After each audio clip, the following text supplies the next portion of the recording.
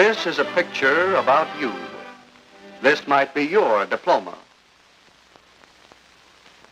This might be you sitting down on graduation day to find a job. But how can you find the right job if you haven't chosen your occupation? So some years before you graduate, you look for vocational guidance, perhaps in an office like this. We're here to talk with you and help you. Glad to see you. Won't you sit down? Well, what does it take to plan the choosing of your occupation? Well, I suggest two major investigations. The first one about yourself. Not what you wish you were or are afraid you might be, but your real self. And another investigation about occupations. What's ahead for you in different jobs? This takes planning, but it will lead you to one of the most important decisions of your life. Now, what do you need to know about yourself? Well, what are your interests? What do you like? Then, your abilities. What are your strong and weak points? Your personality. What kind of person are you? All right, first, what interests you? You know, there are ways to determine your interests. Preference records, like these, will help you analyze yourself. Suppose you like to take pictures. This interests you. Photography may continue to be a spare time hobby, or it might lead you into your own business or employment in a growing field. If your hobbies don't lead to a vocation, what kind of books and magazine articles do you like to read? What classes do you like and make good grades in? Consider many fields that interest you. Your list may narrow down as you consider your abilities. You may be better at some skills, not so good at others. For example, there are different kinds of ability needed here, aren't there?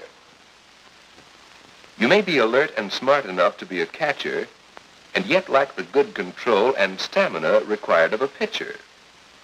If you know your abilities, you'll have a better chance of making the team. And just as the coach tries you out in various positions, you try yourself out in various fields with these tests. Besides general intelligence tests for mental abilities, there are other specific ability tests. These tests are not absolutely certain,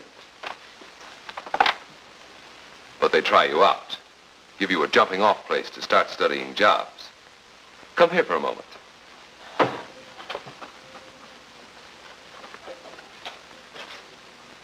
This manual dexterity test is one of them. How do you do on manipulating your hands and fingers? There are quite a few aptitude tests in many fields: computational, personal social, mechanical, scientific. While you're investigating abilities, visit your doctor to check up on physical abilities. There are specific ways of determining your physical abilities and aptitudes, but measuring your personality is more difficult. Suppose you work on the school paper. Your attitude toward getting things done is a measure of your sense of responsibility. How much imagination do you have? How much initiative? You can see, can't you, that your personality and emotional outlook will affect what you do. Yes, there are many things to consider about yourself. Your interests, your abilities, and your personality. And when you know more about yourself, consider some of the occupations that might fit you. You'll need to know what preparation is required. Study, training. What atmosphere will you work under? Places and people, working conditions. What opportunities are available? How many jobs are there? Where? There are many ways to investigate occupations. You can read and study about many in pamphlets like these, put out by state universities, by federal and state governments, by professional and trade organizations, and by special guidance publishers. And here's a suggestion. Keep notes on what you read and on what you observe. It'll help you. All around you, people are working. They are in occupations. What does it take to do that job? How did she get into that occupation? What skill is required for that? How long did he prepare for this? What could you learn about that occupation by trying that job for the summer? Investigate the courses of study for higher academic learning, the years of time and money you may spend studying for degrees. What will you get out of these?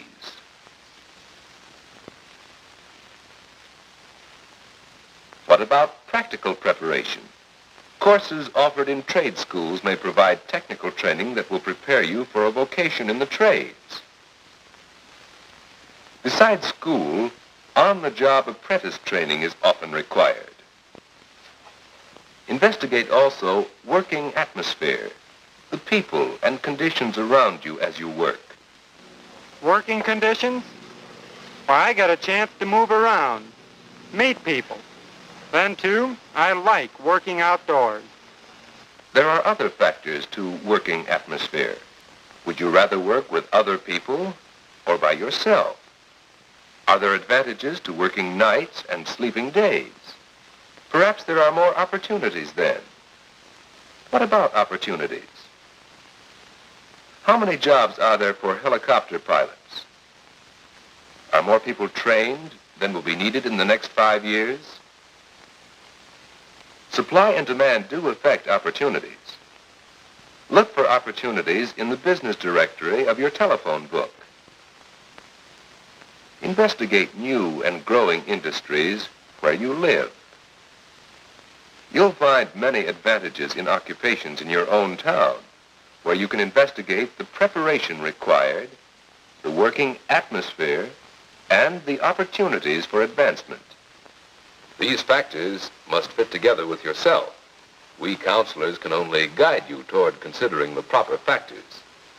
When you've investigated, you'll have many related facts and opinions, which, like the pieces of a jigsaw puzzle, must be considered and put together. It takes careful thought. Consider how your interests fit together with your abilities. What are the opportunities in an occupation compared to the preparation required? To this puzzle, there may be more than one answer. Make your decision based on what you want out of life. What rewards do you see in your occupations? Money? You may choose your occupations for the luxuries that money can buy. You may choose for security, the feeling that the job is for life. Or choose to serve humanity, finding your satisfaction in the importance of accomplishment. You may want to create artistically, or build mechanically. You may desire power, leadership, fame. You may find a combination of these aims in your choice of occupations. But start now to choose wisely and plan your courses. Your next few years are vital to you. Take advantage of this time. When you apply for that first job and the employment manager asks, "What can you do?" be ready with specific answers. Answers that will enable you to begin a successful career in the occupation of your choice.